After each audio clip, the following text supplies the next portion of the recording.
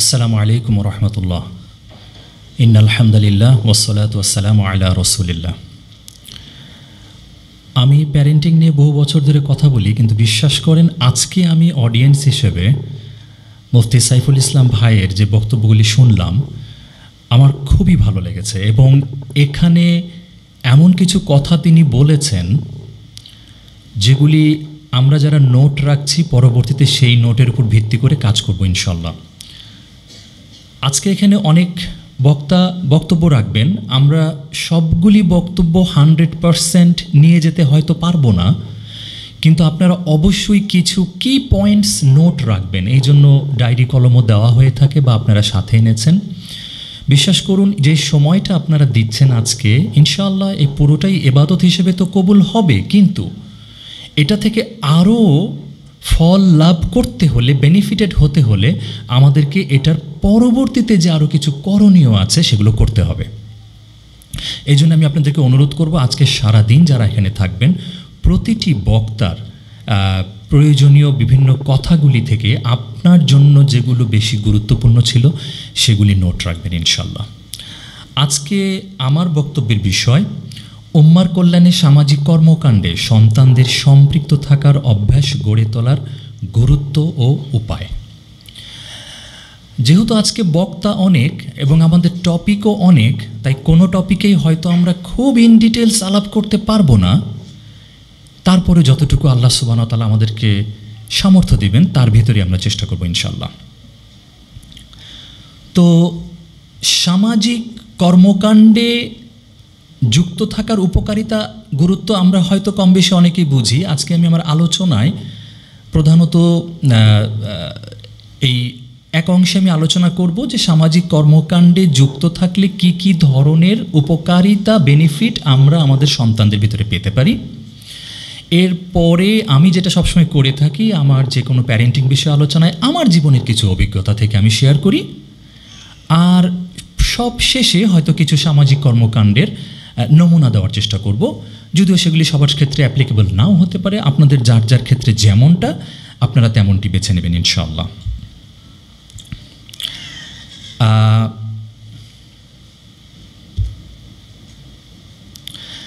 বিভিন্ন সামাজিক কর্মকাণ্ডে যুক্ত থাকলে যেই উপকারিতাগুলি হয় তার ভিতরে অন্যতম কিছু উপকারিতা আমি এখানে পয়েন্ট আউট করেছি। প্রথমত হচ্ছে সোশ্যাল স্কিল। আমি তো প্রায় আইটি ইন্ডাস্ট্রিতে 25 বছর প্লাস জব করছি। বিশ্বাস করেন সেই সমস্ত এমপ্লয়িরা ভালো করতে পারে না যাদের সামাজিক যোগাযোগ দক্ষতা দুর্বল। হ্যাঁ, এরা কলিগদের সাথে ভালো সম্পর্ক করতে পারে না, এরা কাজকর্ম ভালো মতো করতে পারে না, এদের কমিউনিকেশন স্কিল খুব দুর্বল, আলটিমেটলি এদের ইনক্রিমেন্ট ভালো হয় না, এরা জীবনে ফ্রাস্ট্রেশনে পড়ে। খেয়াল করে দেখেছেন একটা কমিউনিকেশন স্কিল, একটা সোশ্যাল স্কিল কত গুরুত্বপূর্ণ। আমরা কিন্তু এখানে কম বেশি সবাই চাই, তাই না, যে আমাদের সন্তানরা তাদের কর্মজীবনে সফল হোক। কেন চাইবো না? সাইফুল ইসলাম ভাই কিন্তু বললেন আল্লাহ সুবহানাহু ওয়া তাআলার শিখিয়ে দেওয়া দোয়া, রব্বানা আতিনা ফিদ দুনিয়া হাসানা ওয়া ফিল আখিরাতি হাসানা ওয়া কিনা আযাবান নার। আমরা দুনিয়া এবং আখিরাত কোনো কিছুকেই ছাড় দিতে চাচ্ছি না, উভয় জায়গায় আমরা সফল হব, উভয় জায়গায় আমরা আল্লাহ সুবহানাহু ওয়া তাআলার কাছ থেকে কল্যাণ আশা করি। এটা নিয়ে আলোচনা করব ইনশাআল্লাহ। দ্বিতীয় পয়েন্টে থাকবে এমপ্যাথি অ্যান্ড কম্প্যাশন। এটা নিয়ে আমি একটু বেশি কথা বলবো আজকে। আরও যে উপকারিতাগুলি আমাদের সন্তানদের ভিতরে আসবে, কনফিডেন্স এবং সেলফ এস্টিম, আত্মবিশ্বাস এবং আত্মমর্যাদা, এটা অনেক বিল্ড আপ হয় যদি আমরা আমাদের সন্তানদেরকে বিভিন্ন সামাজিক কর্মকাণ্ডে যুক্ত রাখতে পারি। লিডারশিপ অ্যান্ড টিমওয়ার্ক, অর্থাৎ নেতৃত্ব এবং দলের সাথে কাজ করার যে যোগ্যতা, এটাও কর্মজীবনে সাংঘাতিকভাবে দরকার হয়, সেখানে সফলতার জন্য এটা অন্যতম চাবিকাঠি। প্রবলেম সলভিং স্কিলস, এইটা তো সারা জীবন একটা মানুষের লাগে। আমরা সংসার করতে গেলে ব্যক্তিগত জীবনে, বন্ধুদের সাথে, কর্মজীবনে কোথায় প্রবলেমে পড়ি না বলেন? কিন্তু প্রবলেম সলভিং স্কিলটা খুব ইম্পর্টেন্ট। আমরা অনেকেই কিন্তু সমস্যায় পড়লে দিশেহারা হয়ে যাই, নার্ভাস হয়ে যাই, ঘেমে যাই, এবং সে তখন আর কোনো সিদ্ধান্তই নিতে পারে না। এ ধরনের মানুষরা নিজেকেই নিজের জন্য আসলে ব্যর্থ মনে করে, তাই না? কিন্তু আমরা ছোটবেলা থেকে যত সামাজিক কর্মকাণ্ডে আমাদের সন্তানদেরকে যুক্ত রাখবো, ইনশাআল্লাহ সে একটা ম্যাচিউরড মানুষ হিসেবে গড়ে উঠবে। শিশু লালন পালন নামে আমার একটা চ্যানেল আছে, যেখানে আমি ছোটোবেলা থেকে, আমার সন্তানের ছোটোবেলা থেকে বিভিন্ন ভিডিও রেকর্ড করে আমি পাবলিশ করেছিলাম। সেখানে এমন কিছু গুরুত্বপূর্ণ আলোচনা আছে, আপনারা দেখবেন। সেগুলো যারা দেখেন নাই তারা অনেক সময় বলতেন যে শিবলি ভাই, আপনার ছোট ছোট মেয়েরা এত ম্যাচিউরড কথা বলে কিভাবে? কারণ আমরা না ধরেই নিয়েছি একটা ছোট বাচ্চা এগুলো বলবেই না, এগুলো তার বলবার মতো বুদ্ধিমত্তাই নাই, এগুলো তার বলবার মতো বুঝশক্তিই নাই। কিন্তু আসলে ভুলটা আমরা কোথায় করি? আমরা ছোট বাচ্চাদেরকে সর্বক্ষণ খেলনা, কার্টুন এবং শিশু সুলভ জগতের ভিতরে এত বেশি ইনভলভ রাখি। খুবই দুঃখজনক, এমন পরিবারও এখন আছে যাদের ছেলেরা 18, 20, 24 বছর বয়স হয়ে গেছে, এখনও একটা প্লে স্টেশন নিয়ে বাচ্চাদের মতো সারাদিন খেলা করে। 18, 20, 24, চিন্তা করেছেন? ওই সমস্ত বাবা মারা ভুক্তভোগী এই সমস্ত সন্তানদেরকে নিয়ে। ধামড়া একটা ছেলে, তাকে দিয়ে একটা বাজারও করাতে পারে না। নিচের দোকান থেকে গিয়ে একটা জিনিস কিনে আনবে, তার হাতে প্লে স্টেশনের রিমোট। ঠিক আছে, কিন্তু আমরা যদি আমাদের সন্তানদেরকে ছোটবেলা থেকে দায়িত্ব দেওয়া শেখাই, সে দায়িত্বশীল হতে বাধ্য। এটাই হয়ে যাবে হিউম্যান নেচার। মানুষ সামাজিক জীব, আল্লাহ সুবহানাহু ওয়া তাআলা এইভাবেই সৃষ্টি করেছেন। সুতরাং সমাজে আমাদের ইনভলভমেন্ট থাকতে হবে। এরপরে আসবে নেটওয়ার্কিং অ্যান্ড ফ্রেন্ডশিপ, এটাও গুরুত্বপূর্ণ বিষয়, যেগুলো নিয়ে আমরা আলোচনা করবো ইনশাআল্লাহ। এখন আলোচনার আগে একটা কথা বলি, এখানে বক্তারা যাই বলবেন আজকে খেয়াল রাখবেন, you are the model. Saiful Islam ভাই কি বললেন বলেন তো? একটা বাচ্চার কাছে সুপার হিরো হিরোইন কে হবে? তাদের প্যারেন্টস, ওকে, অথবা তাদের বাসায় যে অভিভাবকরা আছেন, সেটা তাদের দাদা দাদি, নানা নানি, মামা খালা ফুপু, যে কেউ হতে পারে। ওকে, তাহলে ইউ আর দ্য মডেল, এটা ভুলে গেলে চলবে না ইনশাআল্লাহ। এই কথাটা আমি বারে বারে মনে করিয়ে দেব। তাহলে যেই গুণাবলীগুলি নিয়ে কথা বলতে চাচ্ছিলাম, তার ভিতরে সোশ্যাল স্কিল ছিল একটি, যেখানে আমি এখানে একটি শব্দ যুক্ত করেছি, অফলাইন সোশ্যাল স্কিল। আলহামদুলিল্লাহ, ডিভাইসের যুগে আমাদের সন্তানরা গাইড না করা ছাড়াই অনলাইন সোশ্যাল স্কিল তাদের হয়ে গেছে। আর এটাই স্বাভাবিক প্রমাণ হয়ে গেল, যে জিনিস নিয়ে তারা বেশি ব্যস্ত থাকবে সেই জিনিসের দক্ষতা তাদের গড়ে উঠবে, আমরা গাইড করি আর না করি। তো যেহেতু ডিভাইস নিয়ে যারা বেশি সময় ব্যয় করেছে, তাদের সেই জগতের স্কিলটা গ্রো হয়ে গেছে। আর এটারই অপোজিট যেটা হয়েছে, অফলাইন সোশ্যাল স্কিল, যেটা আমি একটু আগে বলছিলাম, যে কর্মক্ষেত্রে গিয়ে সে সমস্যায় পড়ে, পারিবারিক সম্পর্কের ক্ষেত্রেও সমস্যায় পড়ে। সাইফুল ইসলাম ভাই বলছিলেন যে দিন পালনের দুই বিপরীতে থাকার কারণে হাজব্যান্ড ওয়াইফের ভিতরে যেমন একটা সমস্যা হয়, তেমনি আসলে সোশ্যাল স্কিল না থাকার কারণেও এই সমস্যাটা হয়। আমি আমার ভালোবাসার কথাটাও আমার স্পাউসকে বলতে পারছি না, এটাও একটা সোশ্যাল স্কিল, কমিউনিকেশন স্কিল। ঠিক আছে, আমরা ধরেই নিয়েছি যে ছেলেরা এমনই হয়, ওদের প্রকাশটা একটু অন্যরকম। হ্যাঁ, হতে পারে, সেটা কিছু পার্থক্য থাকতে পারে, but still minimum communication skill তো আমার থাকতে হবে না? তো যাই হোক, বিভিন্ন সামাজিক পরিসরে আসলে আমরা যদি আমাদের সন্তানদেরকে অংশগ্রহণ করাই, তাদের ভিতরে কার্যকর যোগাযোগ যে গুণাবলীটা, এটা আসলে তার বৃদ্ধি হবে এবং তার অন্যদেরকে সহযোগিতা করা, বুঝতে পেরেছেন, এগুলো কিন্তু প্রবণতা তার বাড়বে। আমি পরবর্তী আলোচনায় দেখবেন এগুলো আরও ক্লিয়ার হবে ইনশাআল্লাহ। এই অফলাইন সোশ্যাল স্কিলের আপনারা যেটা করতে পারেন একটা, এবং আমি এখানে একটা ছোট্ট গল্প বলবো, যে আপনারা অনেকে ভাববেন যে শিবলি ভাই, আমার আশেপাশে এমন কোনো কর্মকাণ্ড হয় না যেখানে আমি আমার বাচ্চাকে অংশগ্রহণ করাতে পারি। আচ্ছা ঠিক আছে, আপনার আত্মীয় স্বজন কেউ না কেউ তো অসুস্থ হয়, তাই না? তাকে নিয়ে ভিজিট করতে যাবেন আপনার সন্তানকে নিয়ে, আর অসুস্থ জনকে ভিজিট করার যে পুরস্কার, এটাতে কিন্তু সাংঘাতিক। সকাল থেকে সন্ধ্যা পর্যন্ত, সন্ধ্যা থেকে পরবর্তী দিন সকাল পর্যন্ত হাদিসে আছে, হ্যাঁ, ফেরেশতারা আমাদের সাথে থাকবে, দোয়া করতে থাকবে যে অসুস্থ জনকে দেখতে যান। তো অসুস্থ জনকে দেখতে যাওয়া আপনার সন্তানকে নিয়ে যেতে পারেন, এটা একটা সামাজিক কর্মকাণ্ড। এবং আমার গল্পটা বলি, যারা আমাকে অনলাইনে হয়তো বা ফলো করেন, আমার একটা দোস্ত গ্রুপ আছে। আনফর্চুনেটলি ইদানিং আমি তাদেরকে নিয়ে একটু কম কাজ করতে পারছি, আমার বাসার লোকেশনটা চেঞ্জ হয়ে যাওয়ার কারণে। আল্লাহ সুবহানাহু ওয়া তাআলা যেন সহজ করে দেন। আমার দোস্ত গ্রুপটা কীভাবে শুরু হলো একটু বলি, বিশ্বাস করেন চমৎকার লাগবে।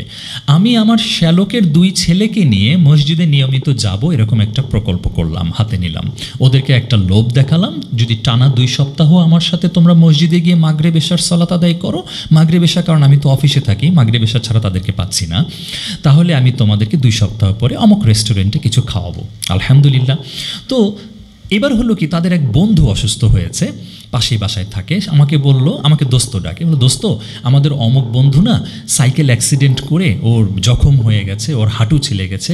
তখন আমি ভাবলাম এক কাজ করি, আমার এই শ্যালকের 2 ছেলেকে নিয়ে এই অসুস্থ ছেলেটাকে দেখতে যাই।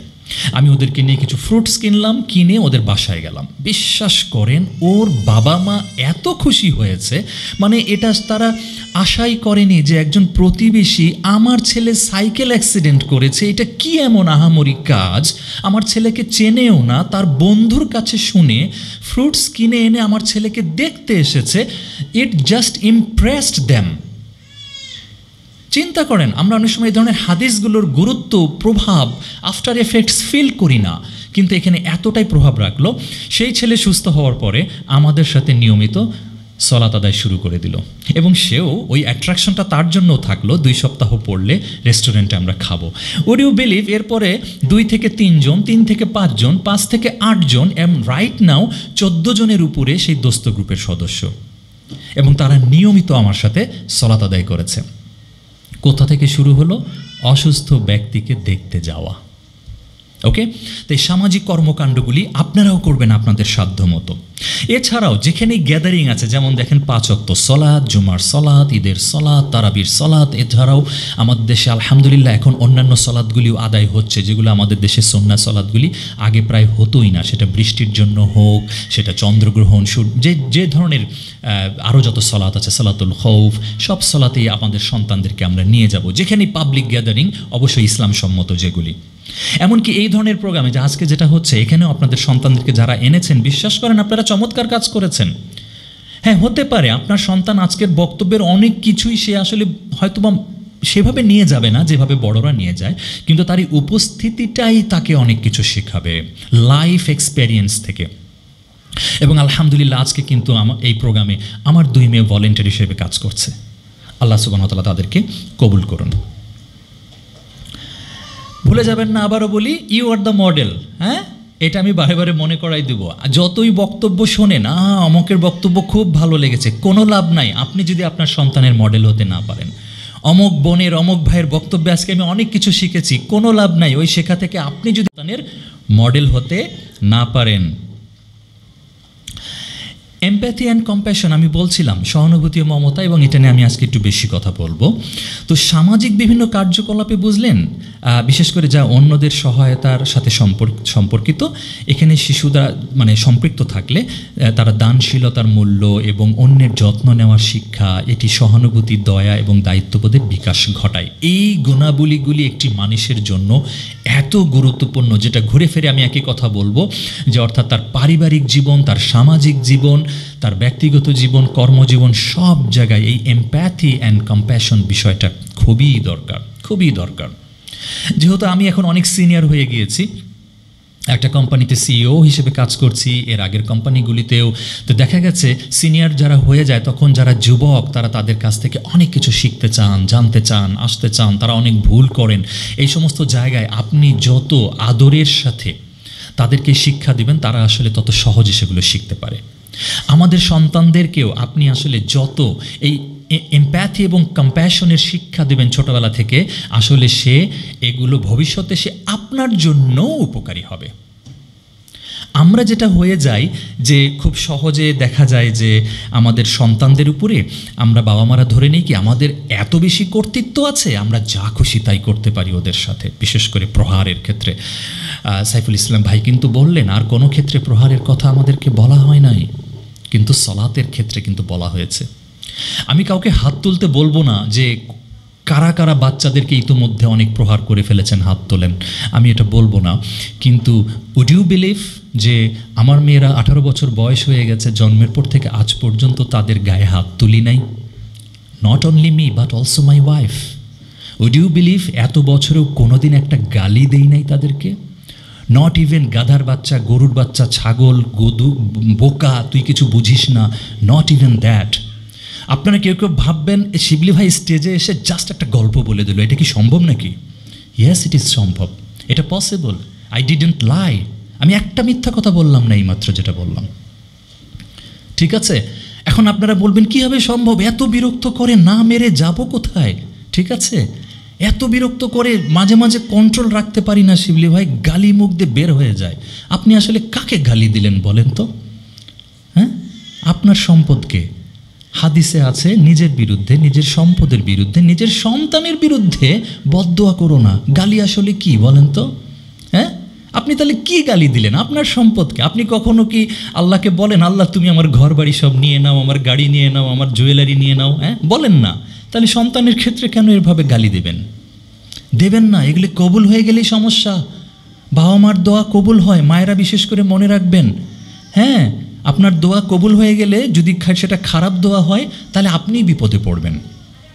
আচ্ছা, তো যেটা এমপ্যাথি অ্যান্ড কম্প্যাশন নিয়ে আরও যেটা বলতে চাচ্ছিলাম সেটা হলো যে বাচ্চাদেরকে কিভাবে আমরা এগুলো শেখাতে পারি। খুব ছোট বাচ্চার ক্ষেত্রে যেটা করতে পারেন, যেটা আমার মেয়ের ক্ষেত্রে আমি করেছিলাম, যে খেলনা দেবেন, ভালো কথা, খেলনাগুলি শেয়ার করা শেখাবেন। অনেক সময় বাচ্চাদের ভিতরে এরকম টেন্ডেন্সি আসে, তারা এটা আমার, হ্যাঁ, এরকম একটা প্রবণতা আসে। তো খেলনা শেয়ার করা শেখাবেন। যেমন বিশেষ করে যখন আমার মেয়েদের 10 বছর বয়স হতে যায়, তখন তার কয়েক বছর আগে থেকে আমি ওদেরকে বলা শুরু করলাম, তোমাদের জন্য আর কোনো নতুন খেলনা কেনা হবে না, যেগুলি আছে এগুলিই খেলো, এবং 10 বছরের পরে তোমাদের এই খেলনাগুলি সব দিয়ে দিতে হবে। খেয়াল করে দেখেন, একটা খেলনা নিয়েও আমি কেমন সিদ্ধান্ত নিয়েছি এবং কেমন নার্চারিং করেছি। Because I want to C them more matured. ওই যে একটু আগে বললাম না, 24 বছরের ছেলেটা প্লে স্টেশনের রিমোট নিয়ে বসে খেলছে, ধামড়া একটা যুবক, ওকে? তেমনি আমি চাই নাই আমার সন্তান সেম এক্সপিরিয়েন্স হোক আমার সন্তানকে নিয়ে। সুতরাং 10 বছরের বয়সের পর থেকেই নো মোর টয়েস। এবং তারা যেহেতু 7-8 বছর বয়স থেকে এই কথা শুনে আসছিল আমার মুখ থেকে, তারা কিন্তু ক্রমান্বয়ে খেলনার প্রতি নিরুৎসাহিত এবং খেলনাগুলিকে গুছিয়ে এবার তাদের যে কাজিনরা যারা নতুন জন্ম নিচ্ছে, যাদের বয়স এখন 3, 4, 5, 6 হচ্ছে, একে একে সেই খেলনাগুলি ডিস্ট্রিবিউট করতে থাকলো। বুঝতে পেরেছেন? এইভাবে পদক্ষেপ নিতে হবে। এছাড়াও মনে করেন স্কুলে যেহেতু বাচ্চারা বেশি সময় থাকে, মায়েরা একটা কাজ করতে পারেন, কিন্তু তাকে যদি স্কুলে টিফিন দেওয়ার ব্যবস্থা থাকে, মানে বাসা থেকে টিফিন নিতে হয়, তাহলে তার জন্য একটু বেশি টিফিন দেবেন, সেজন্য অন্যদের সাথে শেয়ার করে। ঠিক আছে? হ্যাঁ, বাসা আসলে জিজ্ঞেস করবেন যে কেমন ছিল টিফিনটা, অন্যদের সঙ্গে শেয়ার করলো, সেও হয়তো অন্য টিফিন খেলো। কোনো দিন যদি এমন হয়েও যায় যে সে আপনার টিফিনটা খায় নাই, তার বন্ধুর এত ভালো লেগেছে সে পুরোটা খেয়ে ফেলেছে, এটা শুনলে আপনি কষ্ট পাবেন না, রাগ করবেন না, ধমক দিবেন না, তুমি খাবা না, তুমি সব টিফিন দিয়ে দিলা, বোকা ছেলে। এগুলো কেউ করে? Don't do that. Saiful Islam ভাই কিন্তু বললেন আজকালকার মায়েরা কিন্তু বাচ্চাদের খাওয়া নিয়ে সবচেয়ে বেশি সময় এবং ইনভেস্টমেন্ট করে ফেলে। আপনার বাচ্চা যদি ভাই 2-1 দিন টিফিন কারোর সঙ্গে ফুললি শেয়ার করেও ফেলে, নো হার্ম উইথ দ্যাট, সে মারা যাবে না একবেলা না খেয়ে, ওকে? আমরা তো এমনিও রোজা রাখি, বিশ্বাস করেন। আমার মেয়েরা অনেক সময় হয়তো বা বাসায় বিকালে একটা কিছু, বা আজকে দুপুরে হয়তো ওর আম্মু বলল যে আজকে তেমন একটা কিছু নাই, ওদের জন্য যেটুকু আছে আমরা দুজন খেয়ে ফেলি, ওদের জন্য এটা ওটা। আমি বললাম সমস্যা কি একটু কম খেলে? মানুষ, আমরা তো রোজাও রাখি, একদম ফুল প্লেট খাবার সামনে উপস্থিত করেই দিতে হবে, নট নেসেসারি অলওয়েজ, ওকে?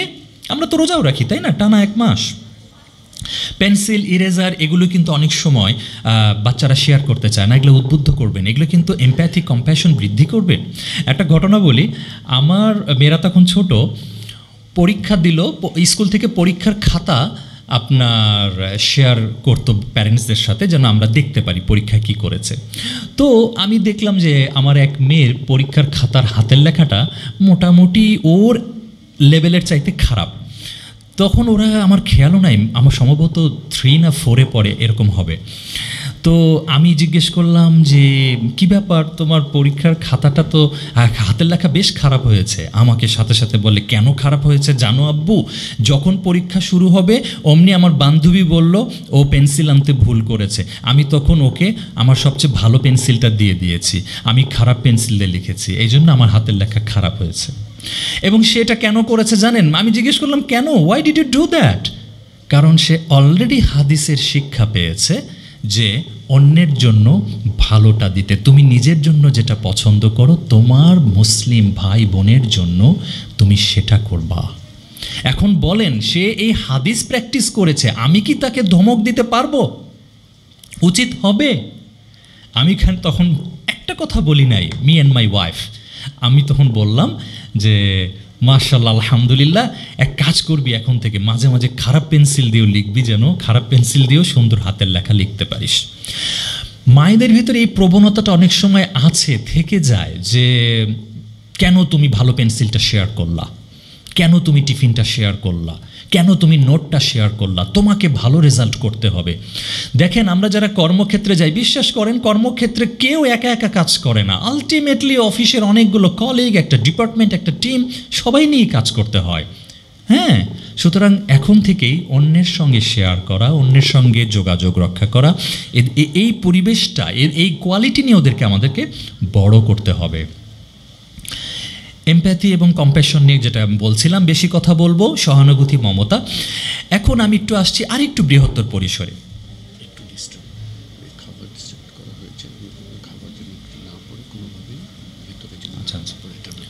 জি, একটা ছোট্ট নোটিশ, আপনাদের হাতে খাবার পৌঁছে গেছে। আপনারা দয়া করে একটা বেস্ট মুসলিম যেভাবে খান এবং খাওয়ার পরে যেভাবে প্যাকেটগুলিকে ডিসপোজ করতে হবে, সংরক্ষণ করতে হবে, দয়া করে সেভাবে করবেন ইনশাল্লাহ। আমরা যেন এই জায়গাটাকে একদমই নষ্ট না করি।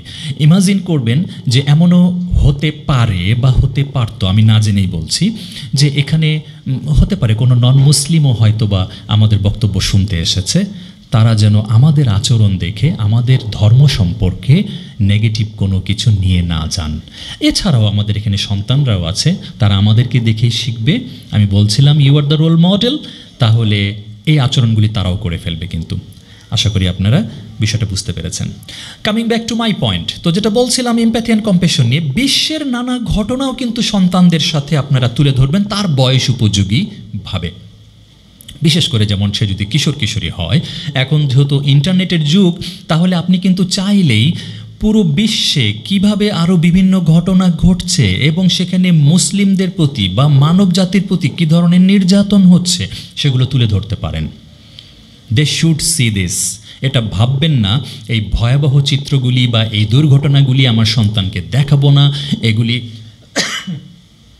সেন্সিটিভ ইমেজ, এগুলো দেখালে ওর মন খারাপ হবে, ও রাতে স্বপ্ন দেখবে না। আবারও বলি, আপনি বেশি ছোট শিশুকে না দেখাতে পারেন, আপনার কিশোর কিশোরীকে ইগনোর করবেন না।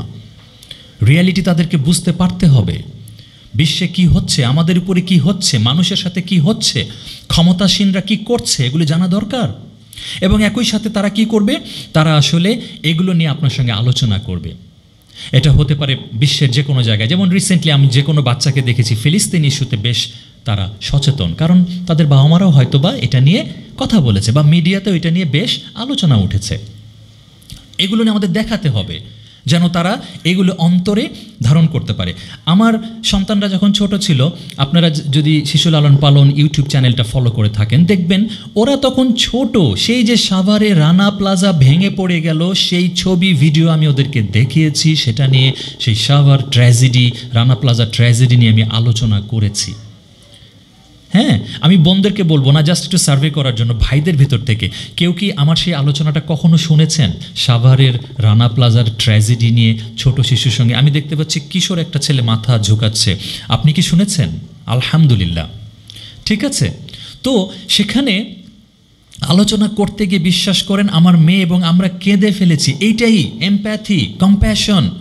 হ্যাঁ, তারা ওই ছোট্ট বয়সে টের পেয়েছে যে বিল্ডিংয়ের তলে চাপা পড়া একটা মানুষ বলছে, ভাই আমার হাত কেটে আমাকে বের করেন, আমার পা কেটে আমাকে বের করেন। I showed them this videos at that age of time. তারা কিন্তু ভীত মানুষ হয় নাই, তারা কিন্তু অমানুষ হয় নাই। ওকে, প্রমাণ আপনাদের সঙ্গে লাইভ। এটা ভাববেন না যে এত ছোট সন্তানদেরকে এগুলো বোধহয় দেখানো ঠিক না। হ্যাঁ, এছাড়াও যেমন একটা স্কুলের একটা মেয়ে সে কালো ছিল, এটার কারণে সে বুলির শিকার হতো, এগুলো নিয়ে আলোচনা করেছি। একটা ছেলে জন্ম থেকে তার একটা কান অন্যরকমভাবে ফরমেশন ছিল, এগুলো নিয়ে সে বুলির শিকার হতো, এগুলো নিয়ে আলোচনা করেছি। নানা বিষয়ে আলোচনা করবেন। বিশ্বাস করেন মায়েরা, সন্তানরা আপনাদের কাছে সবচেয়ে বেশি সময় থাকে। আপনাদের ভূমিকা যে কী পরিমাণ, ইউ কান্ট বিলিভ ইট। এবং রেসপন্সিবিলিটিও কিন্তু সাংঘাতিক। আল্লাহ সুবহানাহু ওয়া তাআলা কিন্তু শেষ বিচার দিবসে প্রত্যেকের দায়িত্ব নিয়ে কিন্তু জিজ্ঞাসাবাদ করবেন, তাই না? আমরা প্রত্যেকে দায়িত্বশীল। হ্যাঁ, আমরা প্রত্যেকে দায়িত্বশীল। আমাদের দায়িত্ব নিয়ে জিজ্ঞাসাবাদ করা হবে। রাষ্ট্রপ্রধান থেকে শুরু করে, হাদিসে যেই ধারাবাহিকতায় আলোচনা এসেছে, রাষ্ট্রপ্রধান থেকে শুরু আছে, আরও অনেকে আছে। ওকে, এইভাবে যারা এই ভিডিওগুলো দেখেন নাই, দেখবেন। অ্যাটলিস্ট বাচ্চাদের সঙ্গে কীভাবে কথা বলতে হয় সেগুলো আপনারা ইনশাল্লাহ শিখতে পারবেন। এই টপিকটাই চলে আসলো, কিভাবে শিশুদের সাথে কথা বলা উচিত বা কিভাবে তাদেরকে ভালো কাজে উৎসাহিত করা যেতে পারে। সেটা হলো, আমরা অনেক সময় যারা ভালো বাবা মা সরাসরি সন্তানদেরকে ভালো ভালো উপদেশ দেই, ভেরি গুড, কিন্তু আসলে সরাসরি বাচ্চাদেরকে ভালো উপদেশ দেওয়া ঠিক না। বরং প্রশ্ন করার মাধ্যমে, বিভিন্ন আলোচনা করার মাধ্যমে তাদের মাথা থেকেই ভালো প্ল্যানগুলি বের হয়ে আসা উচিত। আমি একটু উদাহরণ দিই। মনে করেন দেশে কোনো একটা প্রাকৃতিক দুর্যোগ হয়েছে, কিছুদিন আগেও ছিল, এখনও সেটার আফটার ইফেক্ট আছে। তো আপনি ভালো বাবা মা হিসেবে বলতেই পারেন আপনার সন্তানকে যে, বাবা, মা, আম্মু, তুমি তো ঈদ সালামি পেয়েছিলে, এবার তোমার কিছু টাকা আছে, উপহার পেয়েছো, সেখান থেকে তুমি বন্যার্তদের জন্য কিছু সাহায্য করো। এবং সে হয়তোবা আপনার কথা শুনে, আপনি হয়তো তাকে সওয়াবের কথা বললেন, এবং সে শুনে হয়তোবা কথার কথা, তার কাছে 2000 টাকা ছিল, সে হয়তোবা 1000 টাকা দান করে দিল। ওকে, প্রিটি মাচ ফাইন মনে হচ্ছে না? কিন্তু আসলে এটা আরও ইফেক্টিভ ওয়েতে কাজ করা যেত। যেমন আপনি আপনার সন্তানকে নিয়ে কিছু ভিডিও এবং ছবি দেখান বন্যার্ত মানুষদের, এবং তখন আপনার বাচ্চাকে জিজ্ঞেস করেন, আম্মু, আব্বু, এটা দেখে তোমার কেমন লাগছে? সে কিছু উত্তর দেবে। এরপরে জিজ্ঞেস করেন, আচ্ছা, ওরা অনেক কষ্টে আছে জানো, ওরা খাবার পাচ্ছে না, ওরা ড্রেস পাচ্ছে না, আব্বু, আম্মু, কি করা যেতে পারে বলো তো? দে উইল স্পিক আপ, তারা কিছু বলবে। তারা বলতে পারে নিজে থেকেই, আমাদের কিছু ড্রেস আছে সেগুলো আমরা দিই, অথবা তারা বলতে পারে যে, আব্বু, আম্মু, আমরা তাদেরকে কিছু ড্রেস কিনে দেই। ওকে, খেয়াল করে দেখেন, আপনি সরাসরি তাকে বলছেন না যে তুমি কিছু দান করো, র্যাদার তার সঙ্গে আলোচনা করার মাধ্যমে সেই এই প্রবলেমের সলিউশন নিয়ে আসছে। আমি বলছিলাম না যে প্রবলেম সলভিং, এগুলো কিন্তু তাদেরকে এই ডিসিশন মেকিং এবং প্রবলেম সলভিংয়ের শিক্ষাটা দেয়। ঠিক আছে, এইভাবে আপনারা তাদেরকে কিন্তু ভালো কাজে উৎসাহিত করতে পারেন। আর ওই যে একটু আগে যেটা বলছিলাম, উম্মাহ, পৃথিবীর আমরা যে পুরা মুসলিম উম্মাহকে আমার সন্তানের সঙ্গে পরিচয় করায় দেব, এই ক্ষেত্রে আমরা সবসময় তাদেরকে তোমার ভাই, আমার ভাই, তোমার বোন, আমার বোন, এই সম্বোধনে ডাকবো। বাচ্চা জিজ্ঞেস করে ফেলতেই পারে, ওরা আমার ভাই বোন হলো কীভাবে, আমরা তো একসাথে থাকি না। তখন আমরা কোরআন এবং হাদিসে রাসূল সাল্লাল্লাহু আলাইহি ওয়াসাল্লাম, আল্লাহ কীভাবে আমাদের সঙ্গে মুসলিম উম্মাহকে পরিচয় করিয়ে দিয়েছেন, সেই সূত্র ধরে বলবো। ছোটোবেলা থেকে যত বেশি শুনবে, ওরা আমার ভাই, পৃথিবীর যে প্রান্তেই থাকুক, এবং তার সঙ্গে দেখা হচ্ছে না, কিন্তু আমাদের একটা টার্গেট আছে, ইনশাল্লাহ জান্নাতে আমাদের দেখা হবে, ঠিক না? এবং আমরা আশা করি আজকেও আমরা এখানে যতজন আছি, আমরা ইনশাল্লাহ প্রত্যেকে জান্নাতে গিয়ে আমাদের আবার দেখা হবে। আমরা রিকল করব, হ্যাঁ, ও শিবলি ভাই, আপনার সেই লেকচারটা আমার এখনও মনে আছে। আমি রিকল করে বলবো, এই ছেলেটাকে, এই যে আপনি মাথা ঝুঁকিয়েছিলেন আমার সেই বক্তব্যে, কি একটা চমৎকার আড্ডা হবে, চিন্তা করেছেন? হ্যাঁ, তাহলে তোমার ভাই, তোমার বোন, এই সম্বোধনে আমরা মুসলিম উম্মাকে আমাদের সন্তানদের সঙ্গে পরিচয় করে দেব। মুসলিম উম্মা কত বড়, এই নাম্বারটাও মাঝে মাঝে ম্যাটার করে। এটা বোঝানোর জন্য যাদের সামর্থ্য আছে চেষ্টা করবেন, যদি সামর্থ্য থাকে, আপনার সন্তানকে হাজ এবং উমরায় অংশগ্রহণ করাবেন। ঠিক আছে, সামর্থ্য থাকলে অবশ্যই, এছাড়া তো খুবই এক্সপেন্সিভ। যাদের সামর্থ্য আছে তারা করবেন। এই নাম্বারটাও ম্যাটার করে। সে যখন এখানে গিয়ে দেখবে নানা বর্ণের, নানা সাইজের, নানা রকমের মুসলিম এক জায়গায় একত্র হয়, তার দৃষ্টিভঙ্গি বদলে যাবে, বিশ্বাস করেন। তার মনটা আরও ওপেন হবে, কোনো সন্দেহ নাই। ভুলে যাবেন না আবারও, ইউ আর দ্য মডেল। ঠিক আছে, কনফিডেন্স এবং সেলফ এস্টিমের পরের অধ্যায়ে আসছে। তো এই আসলে সামাজিক কর্মকাণ্ডে আমি কিন্তু কী কী সামাজিক কর্মকাণ্ডে অংশগ্রহণ করাতে পারবেন সেগুলো নিয়ে শেষের দিকে বলবো। সামাজিক কর্মকাণ্ডে যত আমরা অংশগ্রহণ করাবো, সেটা দলগত কার্যকলাপ এবং স্বেচ্ছাসেবী হিসেবে কাজে অংশগ্রহণ করলে এই শিশু কিশোরদের আত্মবিশ্বাস বাড়তে থাকে, এবং আত্মবিশ্বাস কিন্তু সাংঘাতিক একটা গুরুত্বপূর্ণ বিষয়। এবং দেখেন, confidence comes from knowing your purpose. আমরা তো জানি, তাই না, আমাদের জীবনের পারপাসটাকে আল্লাহ সুবহানাহু ওয়া তাআলা বলে দিয়েছেন, তাই না? জিন এবং ইনসানকে আল্লাহ সুবহানাহু ওয়া তাআলা কী জন্য সৃষ্টি করেছেন আল্লাহ সুবহানাহু ওয়া তাআলা বলে দিয়েছেন। এবং ট্রাস্টিং ইন আল্লাহস গাইডেন্স, এবং যখন আত্মবিশ্বাস বাড়বে, সেলফ এস্টিম বাড়বে, বিশ্বাস করেন আজকাল আমরা দেখি না, পরীক্ষায় একটু খারাপ রেজাল্ট করার কারণে আত্মহত্যা করে, তাই না? পছন্দের জিনিস না পাওয়ার কারণে আত্মহত্যা করে। মুসলিমদের যদি আমরা এইভাবে গড়তে পারি, আমাদের সন্তানদেরকে, সুইসাইডের টেন্ডেন্সি থাকবে না। ইনফ্যাক্ট আমি যেটা স্ট্যাটিস্টিক্সে দেখেছি, পুরো ওয়ার্ল্ডেই মুসলিমদের ভিতরে আত্মহত্যা করার প্রবণতা খুবই কম। হ্যাঁ, কিন্তু আমাদের সন্তানদেরকে আমরা এইভাবে গড়ে তুলব সামাজিক কর্মকাণ্ডের মাধ্যমে, তাহলে তাদের ভিতরে এটা বাড়বে। লিডারশিপ অ্যান্ড টিম ওয়ার্ক, নেতৃত্ব এবং দলগত কাজ। ন্যাচারালি বিভিন্ন সামাজিক কর্মকাণ্ডে অংশগ্রহণ করলে তাদের ভিতরে কারো না কারো নেতৃত্ব দেওয়ার প্রবণতা যে আল্লাহ সুবহানাহু ওয়া তাআলা তার ভিতরে দিয়েছেন, সেটা প্রকাশ পাবে, এবং একটা টিমের সাথে কাজ করার যে যোগ্যতা, সেটা গড়ে উঠবে। আমি কিন্তু বলছিলাম, দেখেন, কর্মজীবনেও কাউকে একা একা কাজ করতে হয় না, ইটস অলওয়েজ এ টিম। সেটা আপনি যেই হন, আপনি ইঞ্জিনিয়ার হন, ডক্টর হন, সফটওয়্যার ইঞ্জিনিয়ার হন, কখনো আপনি একা কাজ করেন না, there is always a team. তাহলে ছোটোবেলা থেকে আমি যদি আসলে টিমের সাথে কাজ করার মনোভাব নিয়ে গড়ে উঠি, এবং সেই কমিউনিকেশন স্কিলগুলো যদি আমার ভিতরে ডেভেলপ হয়, তাহলেই কিন্তু আমি একজন সফল মানুষ, একজন সফল মুসলিম হিসেবেই গড়ে উঠবো ইনশাআল্লাহ।